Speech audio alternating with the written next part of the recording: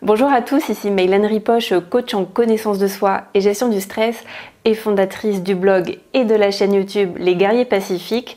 Je suis très heureuse de vous retrouver dans cette nouvelle vidéo aujourd'hui dans laquelle je vais vous partager un exercice pour vous apprendre à exprimer votre colère en 4 étapes sans la réprimer et sans la faire exploser.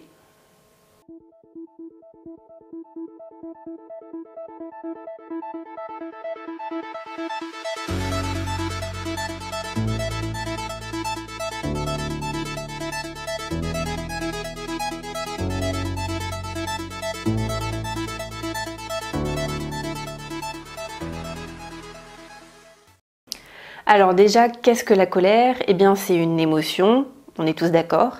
C'est une énergie explosive que l'on va retourner soit contre l'autre, soit contre nous. Et dans nos schémas habituels, nous avons souvent tendance à l'exprimer de 2 façons différentes. Soit en la réprimant, en la refoulant, en la mettant sous le tapis. Non, c'est pas grave. Soit en la faisant exploser.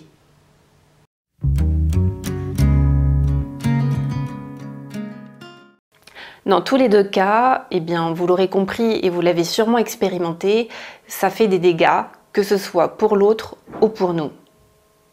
D'ailleurs, il y a des études scientifiques qui ont été faites sur la colère au niveau neurobiologique et neuropsychologique et qui ont montré l'impact de la colère sur la santé. Alors, je vous ai pris un petit extrait, donc je vais vous citer quelques-uns des effets nocifs sur la santé de la colère, donc il y en a un petit paquet. Alors, le premier, c'est ralentissement de l'activité cérébrale. Autrement dit, quand on est en colère, on devient augmentation significative de la production de graisse. Donc autrement dit les filles, faut arrêter les régimes à l'eau et au jus de raisin. Hein. Peut-être apprenez à gérer votre colère, ça sera peut-être plus efficace. Hypertension artérielle et accroissement des maladies cardiovasculaires. Augmentation de la production de cortisol et d'adrénaline. Donc ces hormones intervenant directement dans les comportements d'agressivité ou d'évitement. Augmentation des risques de maladies psychosomatiques. Et susceptibilité accrue aux prédispositions familiales à des maladies telles que le cancer. Donc la liste est longue, je vous en ai juste sélectionné un petit extrait. Et entre nous, c'est parce qu'il y avait aussi des phrases que je ne comprenais pas. Donc là, je fais un petit peu l'andouille pour dédramatiser un peu ce sujet, mais comme vous pouvez le constater, c'est vraiment une émotion qui est très nocive pour la santé, qu'il faut vraiment prendre au sérieux. Et c'est pour ça que je vais vous partager un exercice pour vous apprendre à mieux la gérer, à mieux la comprendre, pour pouvoir l'exprimer sans faire trop de dégâts. Alors avant d'arriver à l'exercice, qu'est-ce qui déclenche la colère? Eh bien vous allez me dire, c'est le monsieur et la dame qui n'est pas gentil avec moi.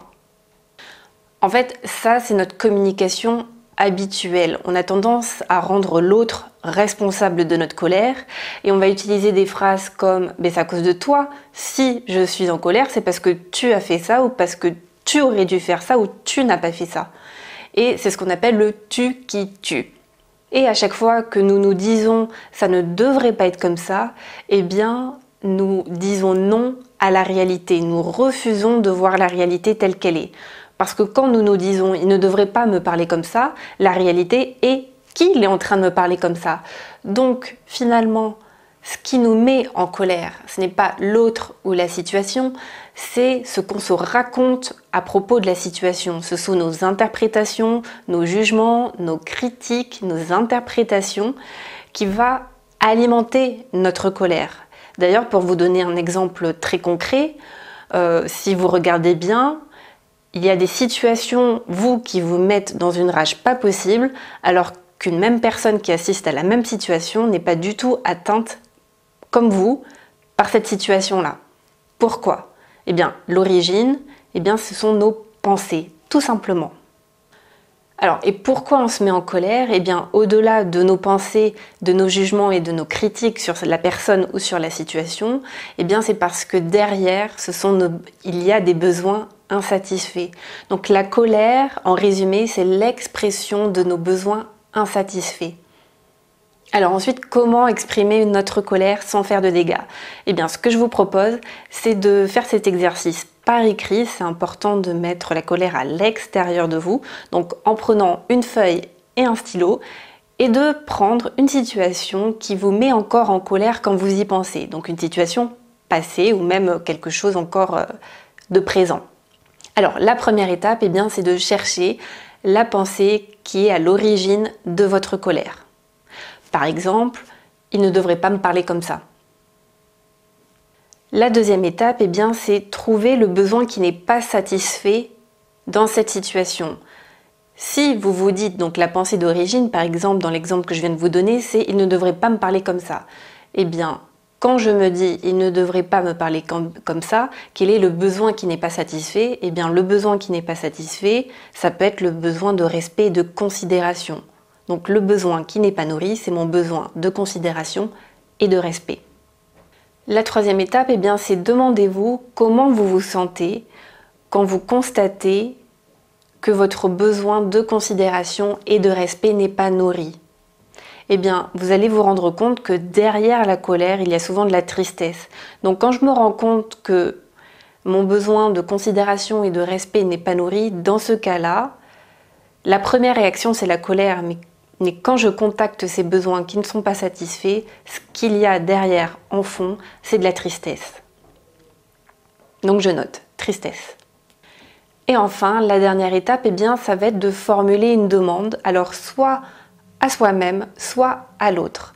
Donc par exemple à soi-même, c'est comme moi j'ai un besoin de considération et de respect, déjà c'est de me poser la question, qu'est-ce que je fais moi, pour nourrir mon besoin de respect et de considération. Et est-ce que dans cette situation-là, est-ce que je peux moi-même, sans demander à l'autre de satisfaire mon besoin, est-ce que moi je peux le nourrir? Si la réponse est non, et bien dans ce cas-là, c'est aller voir l'autre et lui faire une demande concrète, réaliste, sans que ce soit une exigence. C'est-à-dire une demande dans laquelle l'autre a le droit aussi de me dire « bah non, j'ai pas envie de nourrir ton besoin de considération et de respect parce que moi j'ai besoin de ta ta ta ta ta ». Donc, du coup, la dernière étape, c'est de faire une demande à soi-même, si vous pouvez satisfaire par vous-même votre besoin, ou d'aller voir l'autre et de lui faire une demande. Alors voilà, maintenant vous savez comment exprimer votre colère sans faire trop de dégâts autour de vous. Si vous avez aimé cette vidéo, eh bien dites-le moi en la likant. Partagez-la aussi à un maximum de personnes qu'elle pourrait aider. Et je pense qu'autour de vous, il y a bien une ou deux personnes que cet exercice pourrait aider, n'est-ce pas?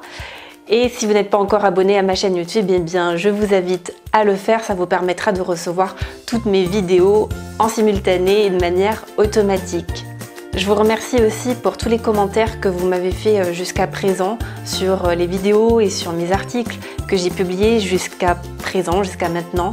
Et je vous remercie beaucoup de faire partie de ces personnes qui veulent vivre leur vie avec courage, sagesse et humour. À bientôt!